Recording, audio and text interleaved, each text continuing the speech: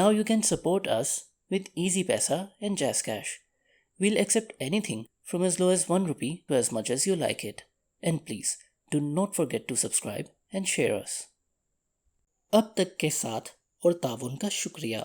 मज़ीद ताउन के मुंतज़र. अदब सराय. अदब सराय जोहरी आदात पार्ट 6. आपकी आदात कैसे आपकी पहचान बनाती हैं और इसका उलट. बुरी आदतों को दोहराना और अच्छी आदतें अपनाना इतना मुश्किल क्यों होता है.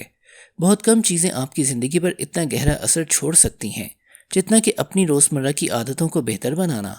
और इसके बावजूद बहुत ज़्यादा इम्कान इस बात का है कि अगले साल के इसी दिन आप किसी बेहतर आदत के बजाय वही पुरानी आदत दोहरा रहे होंगे. अच्छी आदतों को चंद दिन से ज़्यादा अपनाए रखना अक्सर कठिन मालूम होता है, ख्वाह आपकी कोशिश कितनी ही मुखलिसाना हो और आपको वक्ती तौर पर अंगेख्त भी मिल जाए. वर्जिश, मुराक़बा, रोज़नामचा नवीसी और खाना पकाना जैसी आदतें 1-2 दिन तक माकूल नज़र आती हैं, फिर बोझ बन जाती हैं. ताहम एक मर्तबा आदतें पक्की हो जाएं तो फिर हमेशा बरकरार रहती हैं. ख़ुसूसन बुरी आदतें, उल्टी सीधी चीज़ें खाना, बहुत ज़्यादा टेलीविज़न देखना, काम को टालते चले जाने और तंबाकू नोशी करना जैसी आदतों से छुटकारा हासिल करना तमाम तर नेक नियति के बावजूद नामुमकिन मालूम होता है. आदत को तब्दील करने में होने वाली मुश्किलात की 2 वजूहात हैं. नंबर 1, हम गलत चीज़ को तब्दील करने की कोशिश करते हैं. नंबर 2, हम आदतों को गलत तरीके से तब्दील करने की कोशिश करते हैं. इस बाब में मैं पहले नुक्ते पर बात करूंगा. बात के अबवाब में दूसरे नुक्ते का जवाब दिया जाएगा. हमारी पहली गलती ये होती है कि हम गलत चीज़ को तब्दील करने की कोशिश करते हैं. मेरी बात का मतलब समझने के लिए ये सोचिए कि तब्दीली 3 सतहात पर वकूअ पज़ीर होती है. आप इन्हें प्याज की परतों से तशबीह दे सकते हैं. रवैये में तब्दीली की 3 परतें: आउटकम्स, प्रोसेसेस, आइडेंटिटी. रवैये में तब्दीली की 3 परतें होती हैं: आपके नताइज में तब्दीली, आपके प्रोसेस में तब्दीली और आपकी पहचान में तब्दीली. नंबर 1, पहली परत आपके नताइज में तब्दीली है. इस लेवल का ताल्लुक आपके नताइज को तब्दील करने से है. मसलन वज़न घटाना, किताब शाया कराना, चैम्पियनशिप जीतना. आपके मुकर्रर करदा ज़्यादातर अहदाफ का ताल्लुक इस लेवल से होता है. नंबर 2, दूसरी परत आपके प्रोसेस में तब्दीली है. इस लेवल का ताल्लुक आपकी आदत और सिस्टम में तब्दीली से है. वर्जिशगाह में एक नए मामूल का इत्तलाक करना, काम की रफ्तार को बेहतर बनाने के लिए अपनी मेज़ पर से काट कबाड़ ख़त्म करना, मुराक़बे का मामूल अपनाना, आपकी अपनाई हुई ज़्यादातर आदत का ताल्लुक इस लेवल से होता है. नंबर 3, तीसरी और सबसे गहरी परत का ताल्लुक आपकी पहचान की तब्दीली से है. इस लेवल का ताल्लुक आपके अकायद को तब्दील करने से है. दुनिया के हवाले से आपका नज़रिया, आपकी खुद शनासी यानी आपकी निगाहों में आपकी शबीह क्या है, अपने और दूसरों के बारे में आपकी राय, आपके ज़्यादातर अकायद, मफरूज़ात और तासुबात का ताल्लुक इस लेवल से है. नताइज का मतलब है कि आपको मिला क्या, प्रोसेस का मतलब है कि आपने क्या किया, पहचान का मतलब है कि आप किस किस चीज़ पर यकीन रखते हैं. जब बात देर पा आदतें बनाने की होती है, 1% की बेहतरी का सिस्टम बनाने की होती है, तो मसला ये नहीं होता कि कोई एक लेवल किसी दूसरे लेवल से बेहतर या बदतर है. तब्दीली के तमाम लेवल अपनी अपनी अफादियत रखते हैं. मसला तब्दीली की समत का होता है.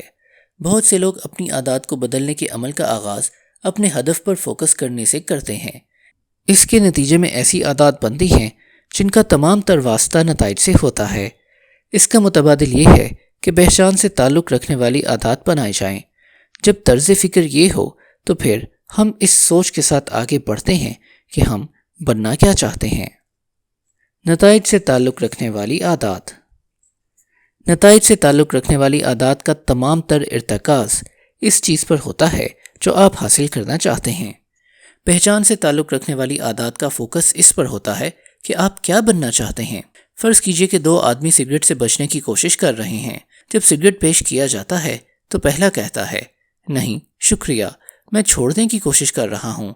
खासा माकूल जवाब मालूम होता है, लेकिन इस आदमी का अब भी यही ख्याल है कि वो एक ऐसा सिगरेट नोश है जो कुछ और बनने की कोशिश कर रहा है. اسے امید ہے کہ اس کا رویہ بدل جائے گا، حالانکہ وہ پرانے عقائد پر ہی کاربند ہے۔ دوسرا آدمی یہ کہہ کر انکار کرتا ہے، نہیں شکریہ، میں سگریٹ نہیں پیتا۔ فرق چھوٹا سا ہے، لیکن یہ جواب پہچان میں تبدیلی کی طرف اشارہ کرتا ہے۔ سگریٹ نوشی اس کی پرانی زندگی کا حصہ تھی، موجودہ زندگی کا نہیں۔ اب ان کی پہچان ایک سگریٹ نوشی کی نہیں رہی۔ زیادہ تر لوگ جب بہتری کے عمل کا آغاز کرتے ہیں تو پہچان کی تبدیلی ان کے گمان پر بھی نہیں ہوتی، بس وہ اتنا سوچتے ہیں میں دبلا ہونا چاہتا ہوں، اور اگر میں اس ڈائٹ پر کاربند رہا تو میں دبلا ہو جاؤں گا۔ پروسیس یا عمل، وہ اہداف مقرر کرتے ہیں، پھر ان اقدامات کا تعین کرتے ہیں جو ان اہداف کے حصول کے لیے کیے جانے چاہئیں، ان اعتقادات پر غور کیے بغیر جو کہ ان کے اقدامات کے محرک ہیں۔ اقدامات کے ہر نظام کے پیچھے عقائد کا ایک نظام کار فرما ہوتا ہے۔ جمہوری نظام آزادی، اکثریت کی حکومت اور سماجی مساوات جیسے عقائد پر کھڑا کیا گیا ہے۔ آمرانہ نظام کے پیچھے عقائد کا ایک بہت مختلف نظام کام کر رہا ہوتا ہے، جیسے کہ مطلق العنانی اور کڑی اطاعت۔ جمہوریت میں لوگوں کو ووٹ ڈالنے پر آمادہ کرنے کے لیے آپ بہت سے طریقے سوچ سکتے ہیں، لیکن رویے کی یہ تبدیلی آمرانہ نظام میں کبھی کام نہیں آئے گی۔ یہ اس نظام کی پہچان ہی نہیں۔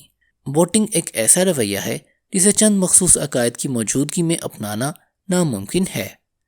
ہم افراد کی بات کر رہے ہوں، اداروں کی بات کر رہے ہوں یا معاشروں کی، یہی پیٹرن کام کرتا ہوا نظر آتا ہے۔ ایک نظام کی صورت گیری کا کام عقائد اور مفروضات کے ایک سیٹ عادات کے پیچھے کار فرما ایک پہچان سے ہوتا ہے۔ وہ رویہ برقرار نہیں رکھا جا سکتا جو خود ہی کے ذات کے منافی ہو۔ آپ زیادہ دولت کمانا چاہتے ہوں، لیکن اگر آپ کی پہچان پیسہ کمانے سے زیادہ پیسہ خرچ کرنے والے کی ہے تو آپ ہمیشہ کمائی کے بجائے خرچے کی طرف راغب ہوں گے۔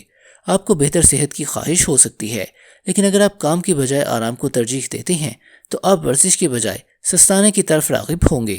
جب تک آپ اپنے گزشتہ رویے کی بنیاد بننے والے عقائد کو تبدیل نہ کریں، اپنی عادات کو تبدیل کرنا دشوار ہی رہتا ہے۔ آپ کے پاس ایک نیا ہدف بھی ہے اور نیا منصوبہ بھی، لیکن آپ نے اپنی پہچان میں کوئی تبدیلی نہیں کی۔ ریاست کولوراڈو کے شہر بولڈر سے تعلق رکھنے والے ایک کارجو برائن کلارک کی کہانی ایک عمدہ مثال فراہم کرتی ہے۔ جہاں تک مجھے یاد پڑتا ہے، میں ہمیشہ سے انگلیوں کے ناخن چباتا رہتا ہوں۔ کلارک نے مجھے بتایا، جب میں کم سن تھا تو اس کا آغاز اس طرح بھی عادت کے طور پر ہوا، اور پھر یہ تبدیل ہو کر خود کو سنوارنے کی ایک ناپسندیدہ رسم کی شکل اختیار کر گیا۔ ایک دن میں نے تہیہ کر لیا کہ اپنے ناخن تب تک نہیں چباؤں جب تک یہ تھوڑے بڑھ نہ جائیں۔ آگاہی پر مبنی قوت ارادی کے بل پر میں ایسا کرنے میں کامیاب ہو گیا۔ پھر کلارک نے ایک حیران کن کام کیا۔ میں نے اپنی بیوی سے کہا کہ میری زندگی کے پہلے مینیکیور کا اہتمام کرے۔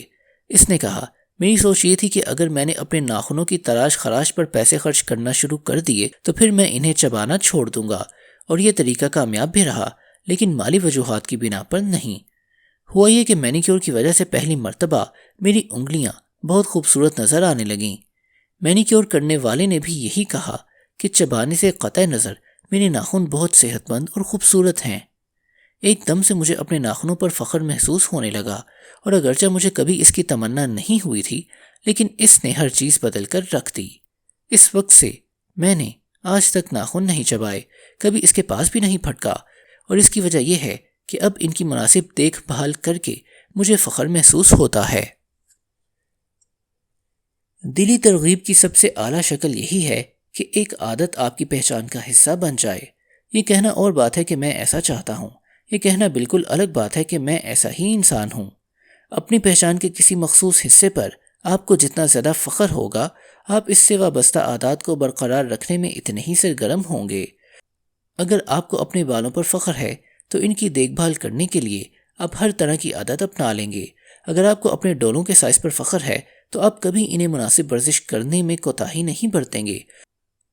اگر آپ کو اپنے بنے ہوئے اسکارف پر فخر ہے تو آپ ہر ہفتے کئی گھنٹے بنائی کرنے میں گزار دیں گے۔ جب بات فخر کی ہوگی تو اپنی عادات کو برقرار رکھنے کے لیے آپ جان لڑا دیں گے۔ رویے کی حقیقی تبدیلی پہچان کی تبدیلی ہے۔ آپ کسی ترغیب کی وجہ سے کسی عادت کو اپنا سکتے ہیں، لیکن یہ برقرار اسی صورت میں رہے گی جب یہ آپ کی پہچان کا حصہ بن جائے۔ ایک دو بار ورزش گاہ جانے یا صحت بخش کھانا کھانے پر خود کو آمادہ کرنا کوئی مشکل کام نہیں، لیکن اگر رویے کے پس پردہ کار فرما عقیدے کو نہ بدلا جائے تو طویل مدتی تبدیلیوں پر جمے رہنا بہت مشکل ہو جاتا ہے۔ بہتری جب تک آپ کی ذات کا حصہ نہ بن جائے تب اس کی حیثیت عارضی ہوتی ہے۔ ہدف ایک کتاب پڑھنا نہیں بلکہ مطالعہ کی مستقل عادت ڈالنا ہونا چاہیے۔ ہدف ایک میراتھن میں حصہ لینا نہیں بلکہ رنر بننا ہونا چاہیے۔ ہدف ایک ساز بجانا سیکھنا نہیں بلکہ موسیقار بننا ہونا چاہیے۔ آپ کے رویے عموماً آپ کی پہچان کے عکاس ہوتے ہیں۔ آپ جو کام کرتے ہیں وہ بتاتا ہے کہ آپ خود کو شعوری یا غیر شعوری طور پر کیسا انسان سمجھتے ہیں۔ تحقیق سے ثابت ہوا ہے کہ جب انسان اپنی پہچان کے کسی خاص حصے پر یقین کرنے لگتا ہے تو عمومی طور پر اس کے افعال اس یقین سے ہم آہنگ ہی ہوتے ہیں۔ مثال کے طور پر جو لوگ خود کو ووٹر سمجھتے ہیں ان کے ووٹ ڈالنے کے امکانات زیادہ ہوتے ہیں بنسبت ان لوگوں کے جو دعویٰ کرتے ہیں کہ ووٹنگ وہ کام تھا جو وہ کرنا چاہتے تھے۔ اسی طرح جو لوگ ورزش کو اپنی پہچان کا حصہ بنا لیتے ہیں انہیں ورزش کرنے کے لیے خود پر دباؤ ڈالنا نہیں پڑتا، صحیح کام کرنا آسان ہے۔ الغرض جب آپ کا رویہ اور آپ کی پہچان ایک دوسرے سے پوری طرح ہم آہنگ ہو جاتے ہیں تو پھر رویے میں تبدیلی کی کوشش چھوڑ دیتے ہیں۔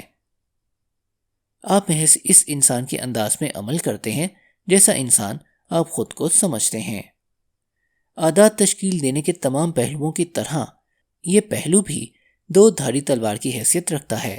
جب یہ آپ کے حق میں کام کر رہی ہو تو پہچان کی تبدیلی شخصی بہتری میں ایک زبردست قوت کا کردار ادا کر سکتی ہے۔ جب یہ آپ کے خلاف ہو تو پہچان کی تبدیلی ایک عذاب بن سکتی ہے۔ جب آپ ایک پہچان اپنا لیتے ہیں تو اس کی اطاعت کو اپنی تبدیل ہونے کی صلاحیت پر اثر انداز ہونے کی اجازت دینا بہت آسان ہوتا ہے۔ بہت سے لوگ اندھوں کی طرح اپنی پہچان کی معمولات کی پیروی کرنے میں زندگی بسر کر دیتے ہیں کیونکہ ان کی قوت ادراک سوئی رہتی ہے۔ نمبر 1، مجھے راستے سمجھ نہیں آتے۔ نمبر 2، مجھ سے صبح جلدی نہیں اٹھا جاتا۔ نمبر 3، مجھے لوگوں کے نام یاد نہیں رہتے۔ نمبر 4، میں ہمیشہ دیر کر دیتا ہوں۔ نمبر 5، ٹیکنالوجی میری سمجھ سے بالا تر ہے۔ نمبر 6، حساب کتاب مجھ سے نہیں ہوتا، اور ایسی ہی ہزاروں دیگر باتیں۔ ادب سرائے۔